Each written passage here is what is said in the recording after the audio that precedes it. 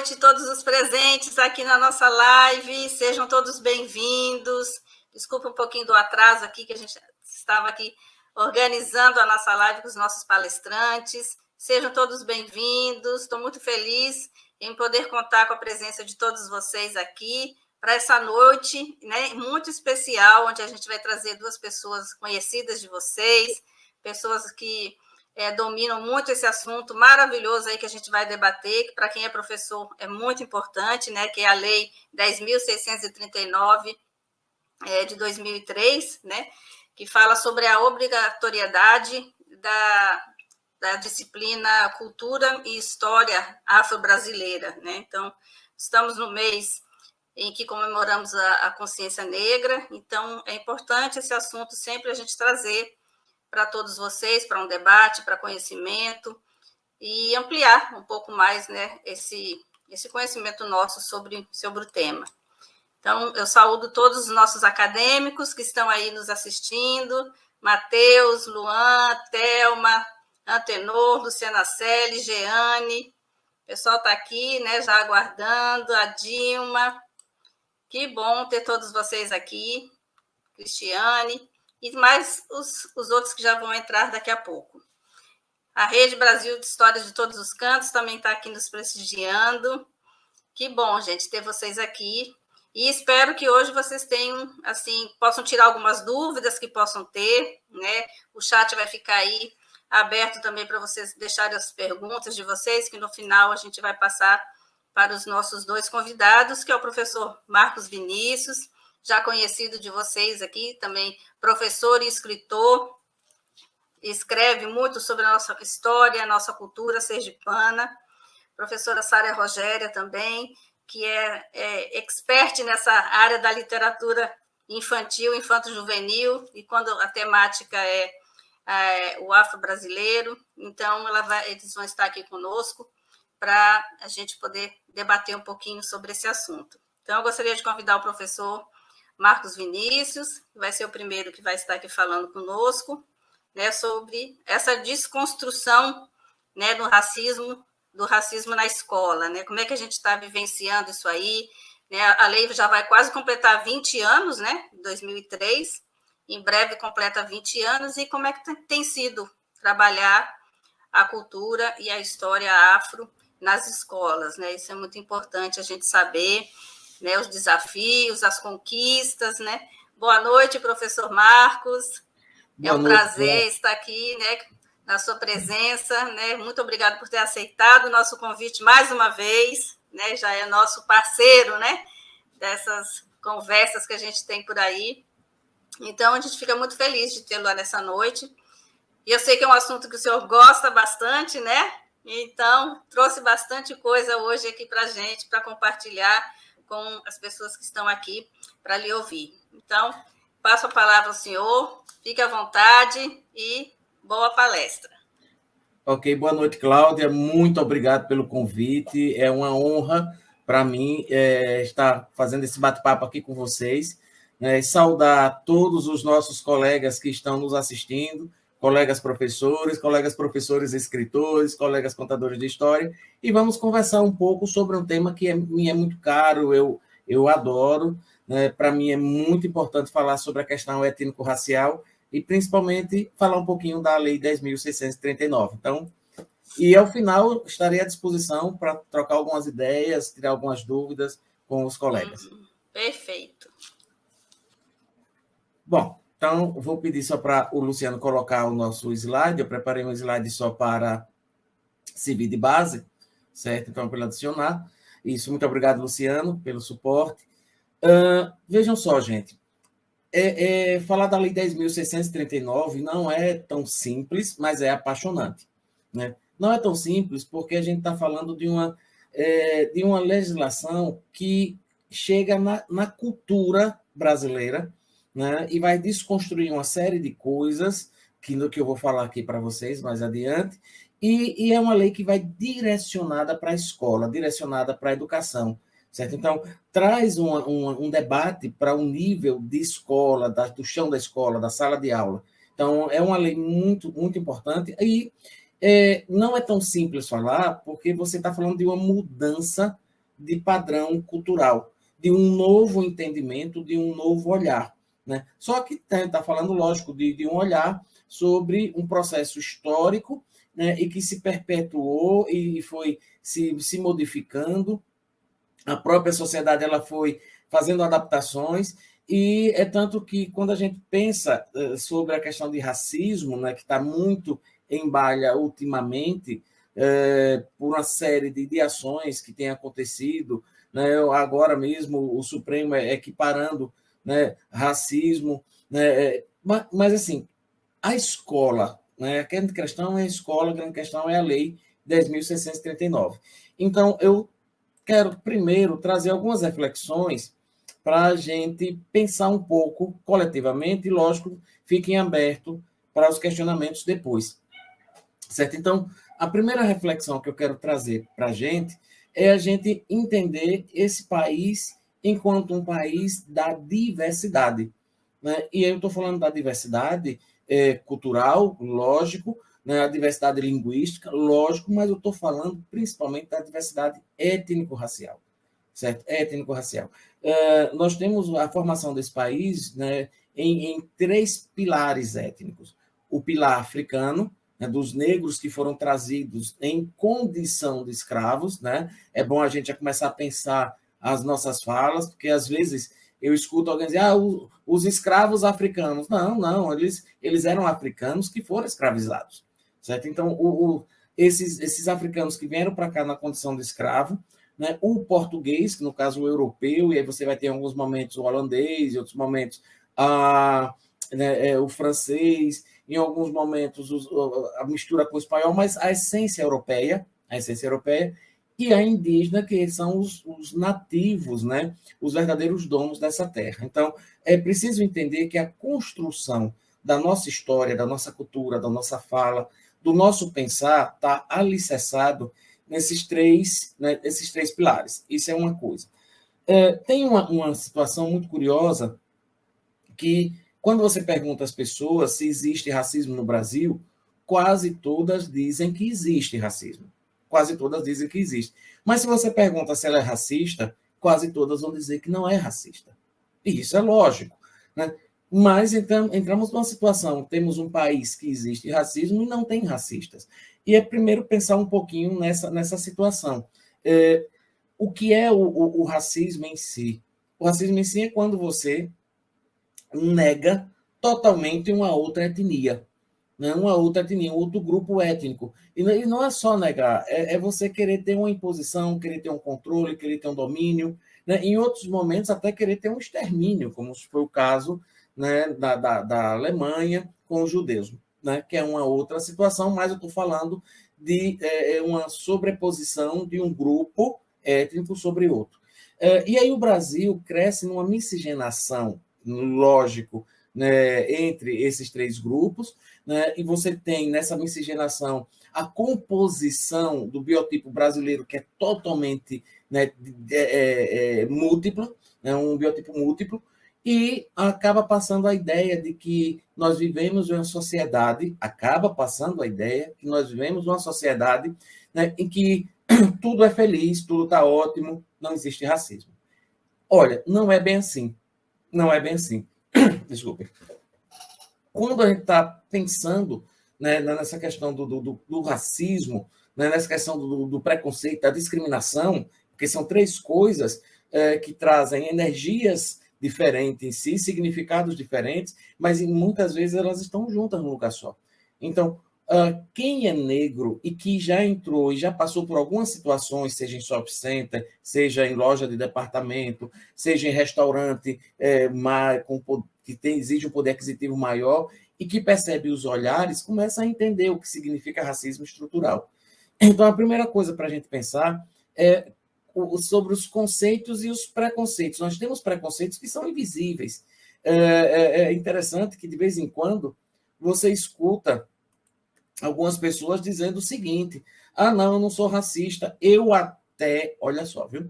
Eu até tenho um amigo preto, eu até tenho um amigo negro. Então, esse é quando você diz eu até, é algo complicado. Quando você diz assim, não, fulano é negro, mas é um preto da alma branca. E alma tem cor e a coloração da alma que vai dar a clareza ou a negritude de ruim, né? São coisas que a gente vai falando sem perceber. Então, quando a gente diz bem assim, a coisa está preta. Quando você escuta alguém dizer a coisa está preta, no seu significado, no seu subconsciente, você não está escutando a pessoa dizer como se já está ótimo, né? Não está escutando isso. Você entende que está ruim, que está ruim. Então, a gente precisa entender a diferença desses três aspectos: discriminação, preconceito e racismo. Tem diferença? Tem, mas muitas vezes tudo está no mesmo lugar. E aí é sério a gente pensar nisso. Bom, acredito que muitos de vocês conhecem esse manto que está aí, esse trabalho artesanal fascinante. Se alguém está pensando em Arcebispo do Rosário, perfeito, né? A construção é dele. É um trabalho artesanal que hoje é conhecido mundialmente, extremamente respeitado. E quem é Arcebispo do Rosário, né? Para os colegas que não conhecem, né? Então, como eu gosto de brincar, o tio aqui vai explicar um pouquinho. O Arcebispo do Rosário é sergipano, Japaratuba, mas que foi morar no Rio de Janeiro. E por conta de uma série de situações que ele vivenciou, teve um surto, né, e foi diagnosticado como esquizofrênico, paranoico. Foi internado na colônia Juliano Moreira e ficou internado até o resto da vida. E aí ele começou a construir esses mantos, a construir essas peças que nós chamamos de artesanato, né, construir esses mantos, né, para quando ele fosse encontrar o Jesus, certo? O que é que ocorre? O arcebispo, primeiro, pobre, negro, nordestino, certo? Então, ninguém dava o devido valor o que ele produziu lá, mesmo com esse diagnóstico. Só algum tempo depois foi que encontraram e alguém avaliou e fez: peraí, isso aqui é algo surreal, é algo diferente, não tem isso em lugar nenhum. E os especialistas em arte, né, arte pós-moderna, em construção de artesanato e tudo mais, foi que começou a perceber essa situação. O que eu quero mostrar é que a discriminação é quando simplesmente o outro é diferente da gente, certo? E eu não quero o outro convivendo com a gente, então eu discrimino. Existe discriminação.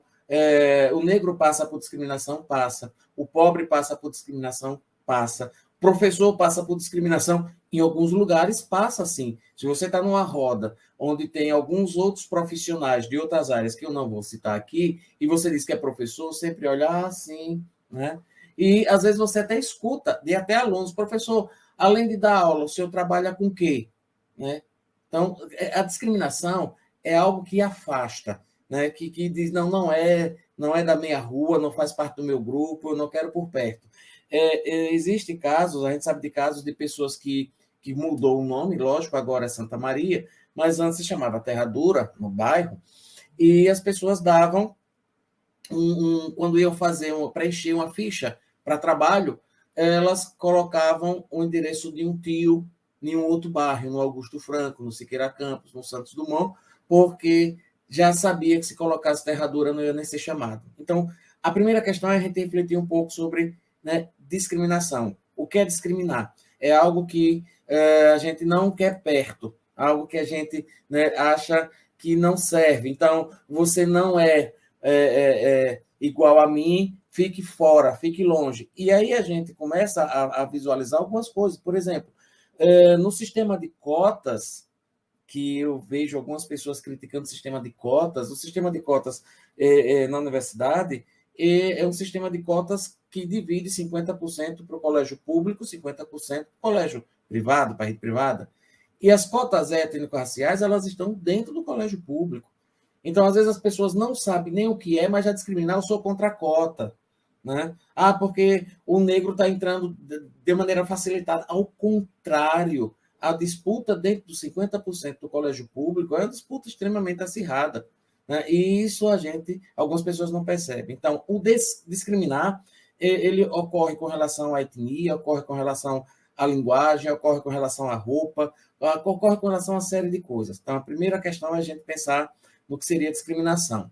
A discriminação, ela destaca, ela faz um destaque. Então, quando você destaca, você coloca alguém que é diferente de vocês, coloca lá para frente. Mas, vamos nós. O Gessé de Souza coloca uma coisa muito curiosa. A escravidão foi um grande definidor do que a sociedade brasileira, a sociedade hoje no Brasil, do que é a sociedade hoje no Brasil. Tem pessoas ainda que têm alguma mentalidade de Casa Grande e Senzala. O que é Casa Grande e Senzala?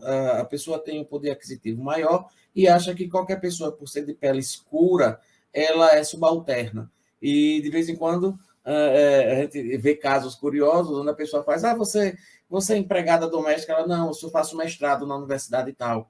Eu faço doutorado na universidade, eu sou professor. Né? Então, a gente vê, de vez em quando, também alguém que é médico, né, que é negro, que é negra, e as pessoas acham que é enfermeiro. Então, essa questão é muito séria, porque a cidadania brasileira, quando você envolve os elementos e as representações, você percebe que há uma mentalidade ainda de Casa Grande Senzala que passa pelo processo de discriminação. Né? E esse processo de discriminação, lógico, está com todo, né? E também com relação ao negro. O preconceito é outra história, né? Eu não conheço, eu não sei, mas eu julgo. Então, veja só, eu coloquei preconceito, discriminação, preconceito e racismo. Então, só para a gente fazer uma costura agora. O preconceito é você fazer uma concepção, um conceito de algo que você não sabe. Eu não sei se vocês já escutaram isso de alguém. Rapaz, eu não vou com a cara de fulano. Mas por quê? Não, nunca me fez nada, mas eu não vou com a cara. E, às vezes, quando eu escuto a pessoa dizendo assim, o meu santo não bateu. Aí eu, qual é o santo? Da Igreja Católica? Ou você está falando de Oxóssi, de Oxalá? Qual é o santo que você está falando? Então, é muito sério isso. Quando as pessoas começam a dizer que não gosta, que não sabe, né? Fez um pré-julgamento. É a mesma coisa, ou quase a mesma coisa, de você ver um branco correndo, né, com a camiseta, você faz, está treinando, para São Silvestre, né, está chegando, aí, e você vê um negro, você olha já para trás, para ver se tem alguém correndo atrás dele. Se você parar para pensar, tem algumas situações que são surreais, mas que já está no imaginário popular. Então, aí a gente fica pensando, em qual local o negro é colocado nessa sociedade? Até pouco tempo, os papéis principais das novelas eram papéis que eram dados a brancos. Né? Eram papéis que eram dados a brancos. O negro só vem ser protagonista há pouco tempo. O Lázaro Ramos é um exemplo, né, de um negro que conseguiu mostrar que tinha um trabalho e que ele não serviria, né, para os papéis de motorista, empregado, mordomo, ou alguém que era um ladrão ou mau caráter. Então, é uma desconstrução que a gente está vendo isso aí. Mas isso está engendrado na cabeça de muita gente. Né? É olhar o negro com um preconceito, com uma discriminação e, muitas vezes, com o racismo. Então, é algo muito sério que a gente precisa ter esse cuidado, até com as nossas falas. Até com as nossas falas. Porque quando você olha para um negro e você pensa algo, você pode até não verbalizar, você pensa algo negativo, até que ponto você não está sendo preconceituoso? Até que ponto você não está discriminando? Né? E quando você fala na questão do racismo em si, você diz assim, olha, é inferior. É impressionante como as pessoas olham o outro como inferior. Algumas pessoas olham o outro como inferior. Então, a Lei 10.639, ela vem para desconstruir tudo isso, mas ela vem para desconstruir na escola. Lógico, a Lei 10.000 ela pode ser aplicada em qualquer lugar, uma palestra aqui mesmo. A gente está falando da Lei 10.000, né? Mas vem para a escola. Por que vem para a escola? Porque tudo isso que eu estou falando a vocês já está quase que engessado em muita gente, e a gente começa a entender que as crianças elas têm um poder muito bom de interiorizar novas ideias, novos valores, de repaginar e até mesmo de reeducar os pais. Tá? Eu já escutei vários exemplos de colegas que disseram que já levaram bronca dos filhos porque saíram de casa para a padaria de carro, é pertinho, não vou botar o cinto, e o filho diz, bote o cinto, porque tem que... mas é pertinho, mas tem que botar o cinto. Então, quando a Lei 10.000 ele traz essa reflexão para os professores, para a escola, para a família, para a comunidade escolar, e aí tudo que eu falei agora era só para dar uma base para falar da Lei 10.000. Então, a gente vai estar trazendo um novo formato de geração, com outra percepção, e isso é muito bom. Então, a escola é um lugar de repensar. Agora, lógico, se nós temos professores que não conseguem se libertar do pensamento Casa Grande Senzala, fica difícil a gente conseguir fazer um trabalho, né? Ou fica difícil que a Lei 10.639 ela consiga fazer todo um processo de planificação, né, de uma equidade social. Mas vamos adiante. Vejam só. Frases com referências duvidosas. Forma de expressar pode dar o tom. Eu escuto, às vezes, algumas pessoas falando o seguinte: mas agora é muito mimimi. Gente, para quem sofre a discriminação, para quem sofre o racismo, para quem é expulso de uma loja, para quem é seguido, né? Teve o caso agora de um rapaz que entrou numa loja, saiu e ele trabalha com uma rede de apoio contra o racismo, e quando saiu da loja, os policiais simplesmente abordaram ele porque ele entrou e saiu rápido, porque era negro. E aí ele começou a transmitir ao vivo, depois vocês pesquisem isso, né, na página dele, que era justamente contra o racismo. E ele voltou à polícia, ele foi levado, né, ele foi na polícia depois para prestar queixa. Então, parece que virou uma coisa normal, né? É negro, já está em atitude suspeita. Espera aí, o que é atitude suspeita? Né? Então, e o pior, se você for olhar, os seguranças de vários lugares, né, que têm uma atitude, né, de discriminação racista com quem entra, um negro que entra, muitas vezes segurança também é negro. Né? E aí a gente volta lá para Casa Grande Senzala, é aquele negro que virou feitor. Né? Então, porque tem um papel de destaque, não sou igual ao outro. Muitas vezes, o pessoal da polícia, que tem algumas atitudes desse jeito, não é todo mundo, mas tem sim, são negros também. Então, peraí, vamos devagar. É preciso que a gente comece a pensar, e a Lei 10.000 ela vem trazer essa reflexão para a gente. Né? O que a gente fala, como a gente fala, que muitas vezes para a pessoa parece que é uma coisa normal, mas a gente precisa ter com calma. Então, veja só, gente, olha. Às vezes você escuta alguém dizer bem assim: que negro lindo, que negra linda, que mulher negra linda. Espera aí, por que eu tenho que dizer que é negro? Se eu falo de um branco, eu digo que branco lindo, que branca linda, que mulher branca linda. Entenderam? A frase parece que é uma coisa... Não, essa frase eu falo porque para dar empoderamento ao negro, que negro lindo, que negra linda. Mas espera aí, né? Na hora de elogiar o branco, você faz isso? Então, por quê? É para poder ser... Não, é lindo, é negro, é lindo, né? Mas é negro, mas é lindo, entenderam? Então, esse tom é algo muito sério, que a gente precisa ter esse cuidado. E, às vezes, eu digo assim, muitos de nós não somos racistas, porém, nossas falas dão um espaço para o racismo, e isso é como se fosse uma pedra caindo num lago, né? Então, a pessoa vai, né? Vai levando. Alguns amigos deixaram de mandar piadas racistas para mim, até porque se não deixassem de mandar, deixariam de ser amigos, certo? Porque diziam, você também não ri de nada. Eu falei, não vou rir disso aqui. Será que você não é inteligente para perceber que uma piada desse tipo é de muito mau gosto? Pare para repensar.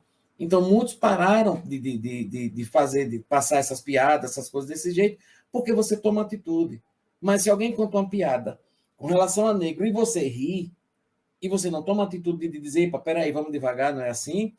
Então, se você ri, você está dando suporte. Se brincar, você vai repetir essa piada mais adiante. Ah, não, mas é só uma piada e qualquer coisa é mimimi. Não, não é mimimi, não. Quando ofende, deixa de ser mimimi.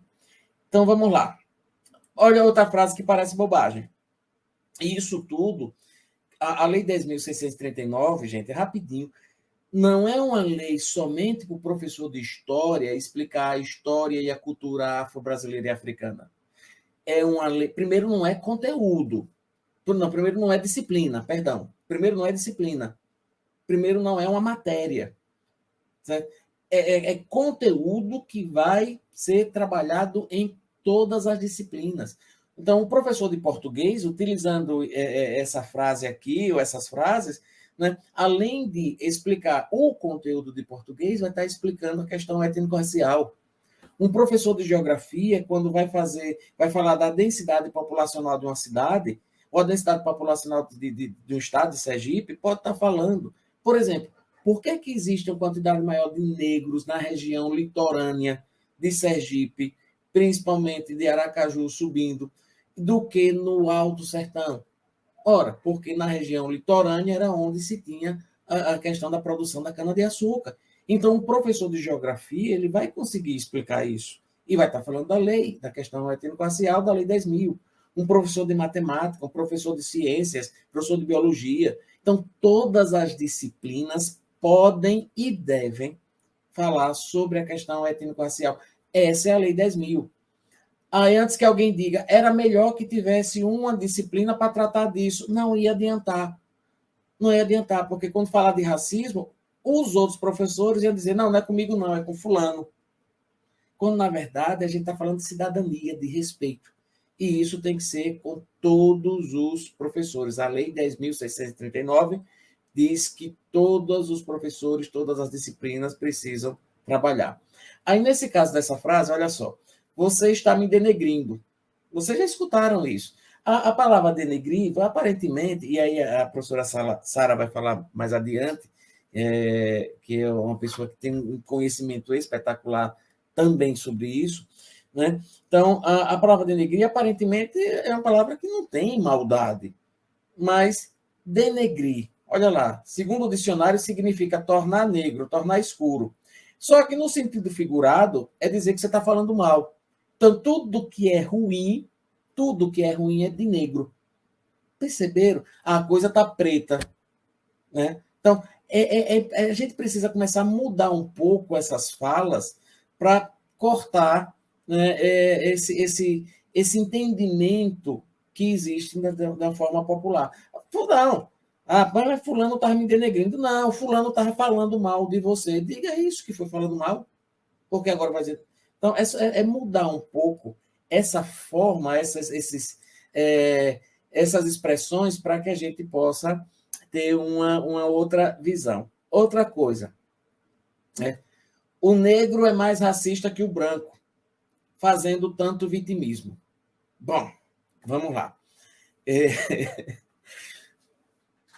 Eu escuto muito, eu trabalhei, e eu não fiz esse comentário no início, mas eu acho que é pertinente, e eu tenho que ter cuidado aqui com o tempo, porque tem a professora Sara já, mas já estou caminhando para o final.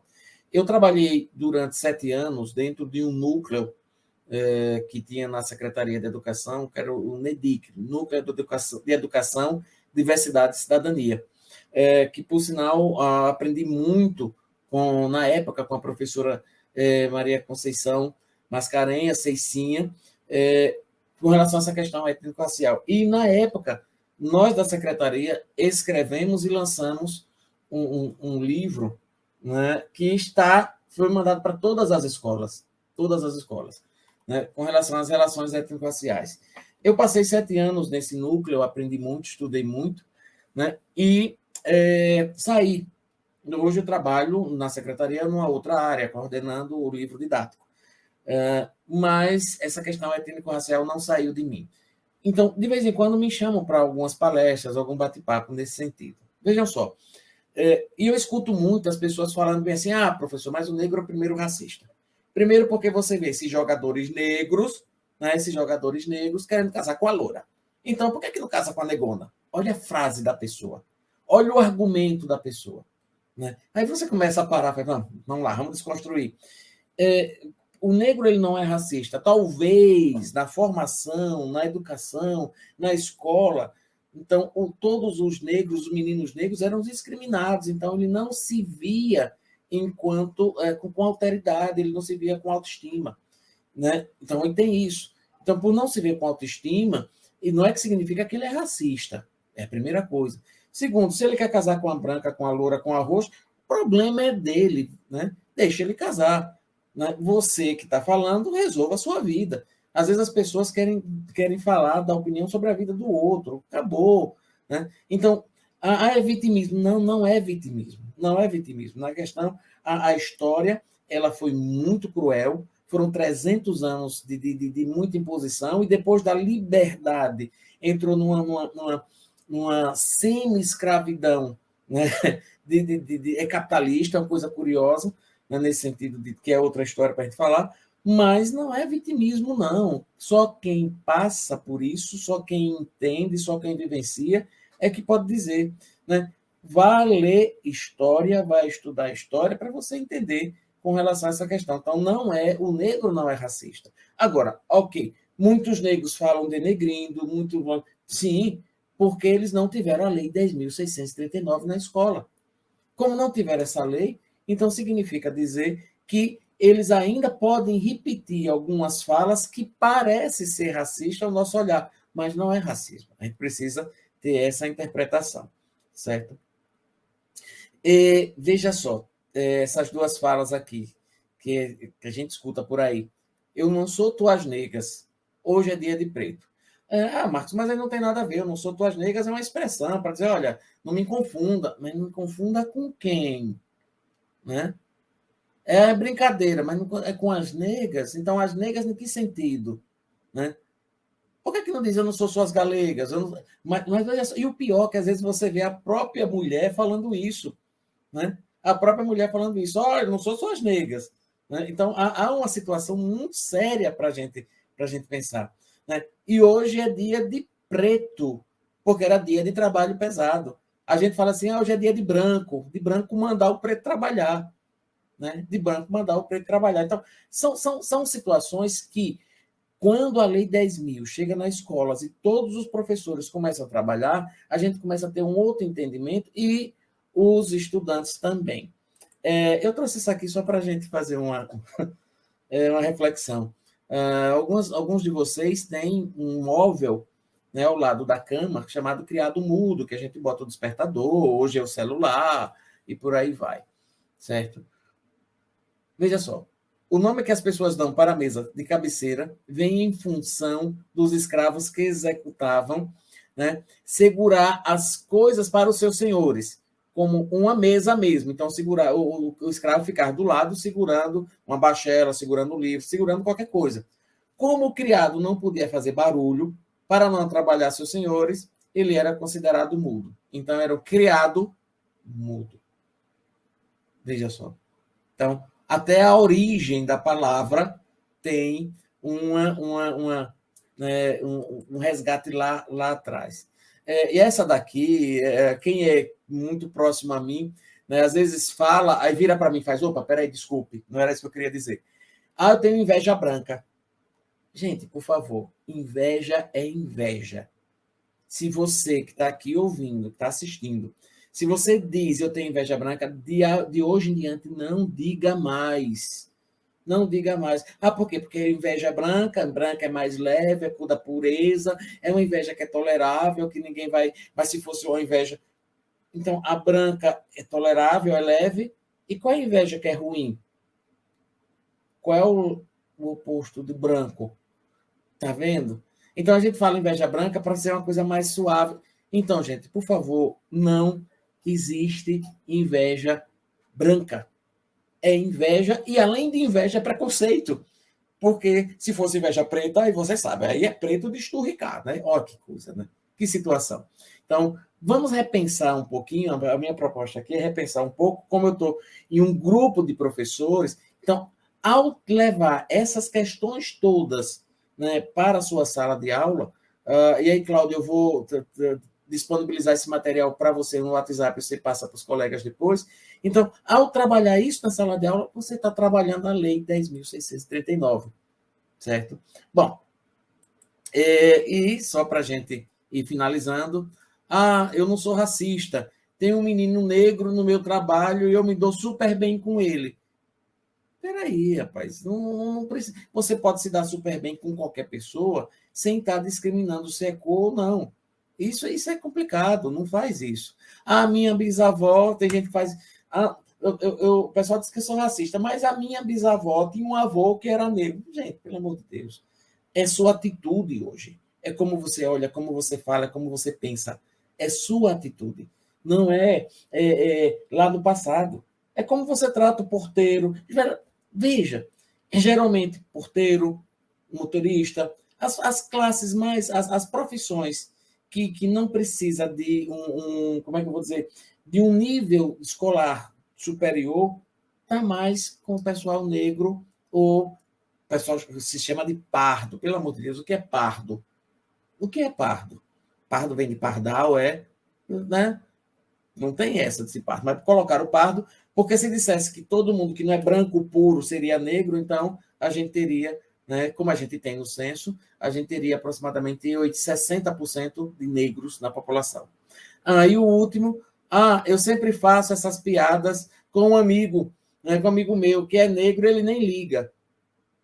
Né? Às vezes ele nem liga, porque ele já está cansado, ou porque ele acha que é mesmo assim, que não adianta. Mas o erro não é dele que não liga, o erro é seu que faz. Então, gente, por favor, nada de... Eu sei que vocês lembraram de umas 300 piadas aí, mas não é por aí. E uma outra coisa que é muito séria com relação à questão do cabelo. Gente, por favor, por favor. Fulano, você tem um cabelo bom. Eu escuto muito isso. Seu cabelo é bom. Aí, às vezes, eu brinco e digo, qual foi a bondade que meu cabelo fez? Ele levou cesta básica para algum lugar, ele fez uma doação, cabelo bom. Bom é de que fez uma bondade. Não, mas o fulano tem o cabelo ruim. Qual foi a ruindade que o cabelo fez? Qual foi a ruindade que o cabelo fez? Deu uma cabelada no outro e matou? Então, não existe cabelo bom e cabelo ruim. Existe cabelo liso e caracolado, carapinha. E aí, quem entende de cabelo sabe melhor do que eu. Né? Não existe cabelo. Ruim é o racismo da pessoa. E outra coisa, o cabelo é do fulano, por que você não alisa o cabelo? Gente, cuide do seu, deixa a pessoa, quer ser rasta, deixa ser rasta, quer ser black power, deixa ser black power, quer fazer... mas a maioria das negras hoje alisa o cabelo. Qual é o problema? O cabelo é dela, ela faz o que quiser. Se as pessoas cuidassem mais de sua vida, deixariam de ter algumas atitudes racistas. Né? E aí eu lembro de Chico César. Depois vocês vão ver a música que ele fez, né? Com relação a cabelo. Respeitem. Quando eu escutei a música a primeira vez, eu não me toquei. Depois caiu a ficha, como diz o outro, né? Caiu a ficha, mostra a idade da gente. Mas isso é bom. Caiu a ficha. Respeitem meus cabelos brancos. Né? E aí você pensa que é o cabelo branco. Mas não, é respeitem meus cabelos, vírgula, brancos. Entenderam? Então, o Chico César tem essa música, depois eu sugiro que vocês vão lá e vejam a letra, escutem e vejam o clipe também. E um outro camarada que eu gosto muito, e ele tem essa música... essa música que racismo é burrice, né? E essa frase aí, a música toda é fascinante. Vamos lá ver depois Racismo é Burrice, de Gabriel Pensador, né? E de pai para filho, o racismo passa de forma de piadas que teriam bem mais graça se não fosse o retrato da nossa ignorância, transmitindo a discriminação desde a infância. E o que? As crianças aprendem brincando, nada mais, nada menos do que a estupidez se propagando. Olha só, né? Então, racismo é burrice, racismo é burrice, racismo é burrice. O que é que a gente precisa para finalizar, realmente finalizando? Nós precisamos que colegas professores, colegas escritores, colegas educadores, pais, nós precisamos de uma grande mobilização, mesmo que seja solitária, mas faça a sua mobilização dentro de um contexto, dentro da comunidade escolar, para que a Lei 10.000 possa ser ouvida, possa ser vista, possa ser trabalhada, possa ser cantada, possa ser discutida. E está de parabéns à academia por trazer esse tema. Nossa, como eu fico... Quando Cláudia me convidou, fiquei extremamente feliz, porque é algo, vocês têm um papel muito importante. Olha lá, fazer a contação da história da Menina Bonita do Laço de Fita, olha que coisa linda. A dramaticidade. Né? E aí eu lembro de Thelma, minha ex-aluna, minha amiga que está aqui, contando, fazendo a contação de história, que ela se entrega ao personagem. Então, são essas... Precisamos de mudança de atitude, e começa com a gente. A primeira atitude começa com a gente, lógico. Precisamos de projetos pedagógicos nas escolas, que seja de grande relevância, e, acima de tudo, meus amigos, nós precisamos de exemplos. Então, os exemplos simplesmente fazer com que a gente pense como é que eu estou falando, como é que eu estou proibindo o colega de contar piada racista, como é que eu estou dizendo, é inveja branca, você olha e faz, por que branca? É inveja. Então, como é que você está colaborando para virar uma onda de combate ao racismo? A Lei 10.639, eu não vim falar especificamente da lei fria, mas eu vim dizer tudo o que acontece na nossa sociedade, que acontece na nossa escola, e que a lei vem para tentar fazer essa desconstrução. Então, com essa fala aqui, essa última frase, eu encerro a minha fala, e estou aberto para os debates no final. Muito obrigado.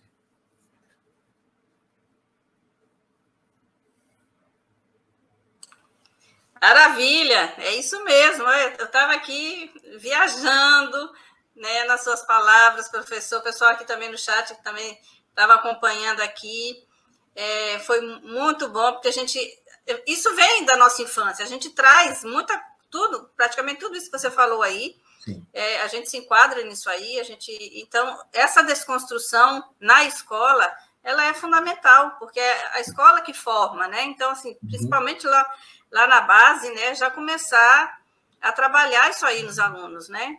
Essa desconstrução tem que começar bem cedo mesmo, para que a gente possa parar com isso, né? Porque às vezes a gente solta até certas coisas, mas é porque já está na gente, a gente solta sem querer. Mas eu também me incluí em várias coisas aí que você falou, e a gente fala sem querer mesmo. Mas já não é cultural, mas né? Não é, mas é. No fim, Está introjetado. Está introjetado. Na verdade, está. Mas quando a gente vai refletir, aí a gente vê realmente, a gente fala da boca para fora, né? Mas quando você vai refletir o poder daquilo ali, daquela palavra, aí você se inclui, e aí você vê que realmente não é legal, né? Então, acho que a lei realmente veio para desconstruir isso aí, e eu espero que todos os professores possam, né, estar fazendo esse trabalho em sua sala de aula, porque aí a gente vai conseguir, né, lá na frente, colher, né, esses frutos todos que estão sendo plantados agora, né, que estão sendo desde o início, né, já vai fazer quase 20 anos já da lei, né? Então, Cláudia, foi maravilha, professor. Deixa eu só, eu não vou citar o nome, mas tem muita gente que eu estou vendo aqui no chat. E um abraço para todo mundo, um carinho muito grande por todos, e as falas, depois eu vou olhar com mais calma, mas eu estou contente pela participação e envolvimento de todos. Isso, perfeito. E aí depois a gente volta aqui no final, se alguém quiser já deixar alguma pergunta, já pode ir deixando aí, que a gente vai trazer aqui depois, tá bom? Muito obrigado, professor, fica aí acompanhando, que a gente volta daqui a pouquinho.